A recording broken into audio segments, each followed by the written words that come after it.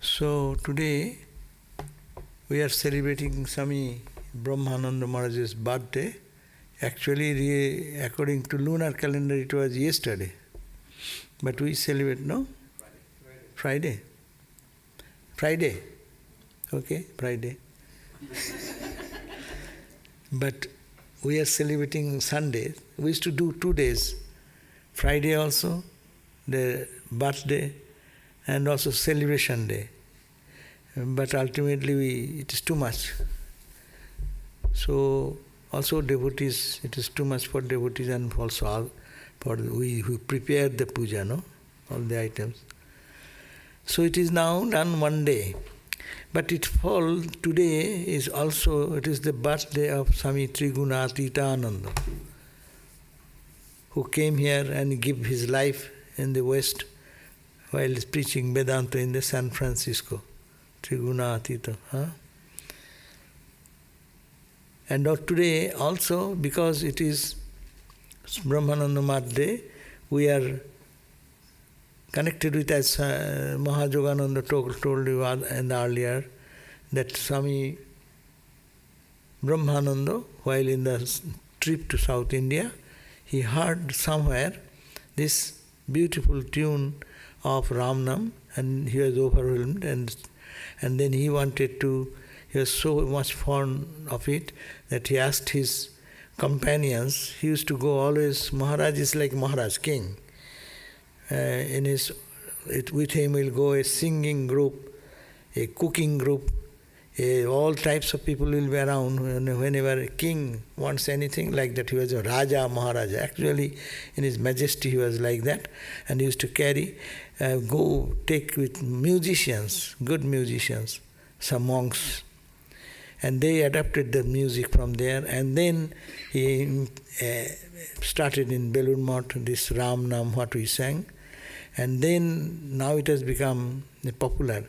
In most of Indian centers, most means all the centers, Ram Nam is one day, on the 11th day of the moon, Ekadashi day, they sing the song. So it has great relevance with him. That's why today we sang the Ram Nam and not having a separate Ram Nam. And today also it fell that according to the lunar calendar, it's Ma Saraswati's puja, worship goes on. So it's an auspicious day in so many ways. Swami Brahmananda, Swami Trigunatitananda, then Swami Shiram, what you call Ma Saraswati. So all together come here to bless us all. And from morning we are just absorbed in puja and bhajan and also other activities of these Ram Nam singing, etc. But today we have to remember Swami Brahmananda. And Brahmananda, what a figure. Swami Vivekananda, he was a world-renowned personality, prolific speaker, he's a world mover, and he can convince the world with the new idea of Vedantic ideal to implement in life. But we find that after Swami Brahmananda, there was a big void, as it were, and everyone felt that how this holy Ramakrishna order, which was established by Sri Ramakrishna himself, but later on Swami Vivekananda in a formal way, how it will sustain due to absence of such a grand personality, absence of grand personality, saying Vivekananda.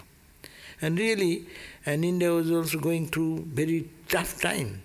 The freedom fighting movement and other things were started then.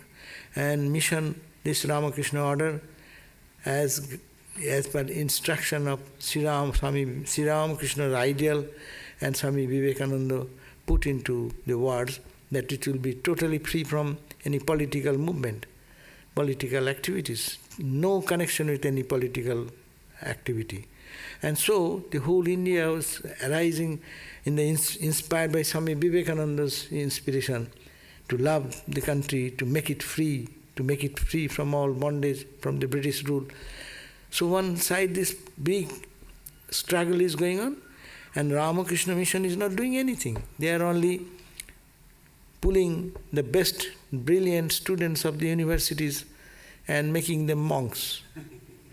Useless monks, and they will go and sit in the meditation and do some charity and sing. What is this? If they could have made a movement, then India would have been freed much earlier. So that was the context. So in this turmoil, Swami Brahmananda was the first president, and he was holding the rudder of this whole Ramakrishna movement. So it is a great, tremendous, with what power? We work always physically, lower category of people fight against with a bullying, with a fight, with strength, dictatorship, arrogance, in the level of the physical level. Some work in the intellectual level. Normally planning and doing this and crooked way of settling this, settling that.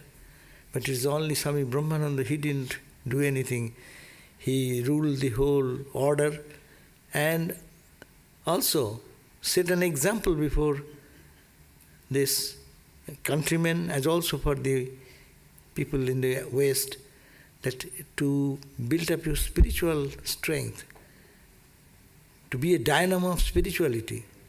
His Maharaj's life was God-intoxicated life. He didn't drift from Sri Ramakrishna's ideal, neither he drifted from Swami Vivekananda's ideal. When some people in the name of meditation, they say we don't get any time for meditation, then he enforced him into the action. You are not fit for meditation. Do niskama karma, first make your mind pure, and then you will do the meditation. Meditation, what will you meditate? You meditate on all nonsense things. So engage your every moment for the good of the society, good of the people, good for the good of others, and engage your day and night for that. So Swami Brahmananda inspired a balance of this life of meditation and contemplative life along with the life of the ideal of practical Vedanta which Swami Vivekananda has established. So we find that spirituality being the core of religion as preached by Ramakrishna and Vivekananda, Swami Brahmananda became an example after his passing away. And Brahmananda is called Maharaj, and from childhood days he is meditative by nature, and he encouraged to spend our time not in gossip, not in other things, but to engage in only constructive thinking of spirituality, how to develop spirituality. Swami Brahmananda said in different places that in one place he is saying about God intoxication, you are all monks of new non-dual philosophy, but why do you respect the other worshippers of the dualistic God? That was one gentleman asked him. Brahmananda said, no, that the dualistic form like Jagannath and others, to be Satchidananda Brahman. We are holding on to this idea that God can be worshipped in a personal form as also in the impersonal form. And he evermore inspired everyone to get into the test of spirituality. That's why to balance the life with spiritual practice along with the niskama karma. So that was his, and he himself, look at this photograph, if we look at that, how indrawn he is in his naturalness. And most of the time, because of his intense spiritual practice, his mind was drawn inward. But he worked in the management of the whole Ramakrishna movement, and in a crucial time he held the control of or directed the whole mission and the devotees to live a life which will lead to God realization. So his emphasis was more on spiritual practice as also selfless work. So we find that Mukteswarananda one is writing, Maharaj used to give great encouragement for meditation and struggling for inner life. Till last days Maharaj used to sit for meditation at 3 a.m. He used to say, austerity, austerity, austerity. At the face of the intensity of love and devotion with the newcomers should practice meditation, japa, to the extreme. What are you all doing? Give up your hearth and home and coming over here, dive to the bottom in his ocean of love. Pray, give me devotion, give me knowledge. If you do not do anything now, then you will have to lament later on. So he's encouraging newcomers, whenever anyone is joining, to dive deep, because that is the time to explore. And we are all not seniors, because we have got mantra for a long time, or we are practicing for 30 years, 20 years. We are not seniors. We are also babies like that. We should have to intensify the spiritual life. That is the teaching of Swami Brahmananda. But we are not fit for 24 hours meditation. Many people have the concept that I will meditate. I only study and meditation. You are not fit for that. You will escape your time and laziness will be cropping up. Maharaj, that's why he used to encourage. He himself used to get up and he used to call others to come in his room. And all the sadhus used to go and sit in the same place where Maharaj is sitting. Imagine a spiritual atmosphere.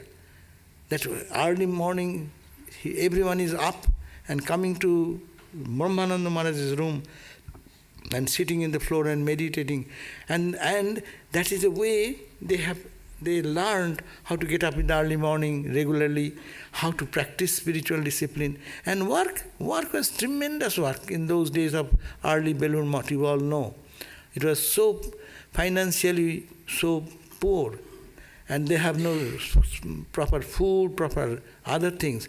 But it was only intense meditation, intense work that made the life of the second generation sadhus what we see. After Ramakrishna's disciples, we find the next generation people, they are all got inspiration. No one got realization by easy tricks. There is no easy trick that I will manipulate this and manipulate that and I will get realization. It is intense sincerity he is demonstrating that. He is sitting with them 3:30 to sunrise, and then all are meditating with him. That's why we find many of our elderly Swamis, we find that they are at 3:30 to 4, they cannot sleep anymore. I know of one Swami, he was initiated by Mahapurush Maharaj. And I used to live, I had been with him for about 10, 12 years. He will be, in the early morning, 3:30 he is up. Don't you think that because 3:30 up means he is sleeping from 7 o'clock? No, he is sleeping maybe 11:30. But that must have practice, that whatever happens, spirituality is so important. And then the whole day you find that when after breakfast, his whole day they are heavily engaged in work. They don't count, half an hour I have worked, I am too much, today I did 1 hour work, my God, what have I done? I have cleansed the whole world as it were, no?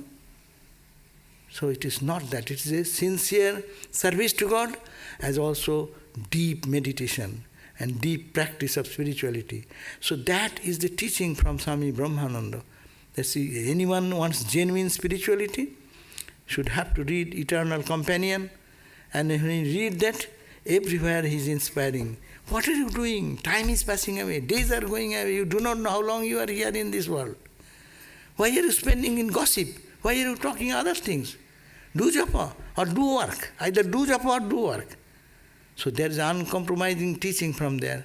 And we find that they are very alert, and they are the examples before us that what can be done in one life. So we find that it is, so he used to ask music also a good idea what he used to do. singing some songs and you will be listening to the song. We go on the note and musical tune and note and external things. But rhythm and everything will be there. But his mind goes to the thought and the meaning and the purpose of that, and anything can inspire him to just go into the inner life, inner joy, inner peace. So we find they have shown us a path how to lead a life and at the same time become God intoxicated. So his inspiration was that do austerity at the pace of intensity of love and devotion. One should be deep into the practice, deep into the bottom in his ocean of love. Pray to God, give me devotion, give me knowledge. If you don't do anything, then it will not serve the purpose of life. Japa, meditation, singing, reading, that is flowed in his life, and he used to always get encouraged and used to inspire others to do the same. So point is that this, how our days we can utilize in perfect way, and the meaning and purpose of life can be experienced. That is the inspiration. There stands Swami Brahmananda. And he says that it is our responsibility. By being spiritual, you are not helping anyone. It is you are helping yourself. If you don't feel it is a necessity, it is yours. If you feel it is a necessity, you should have to up and doing. So this is the point, to take the responsibility of our life.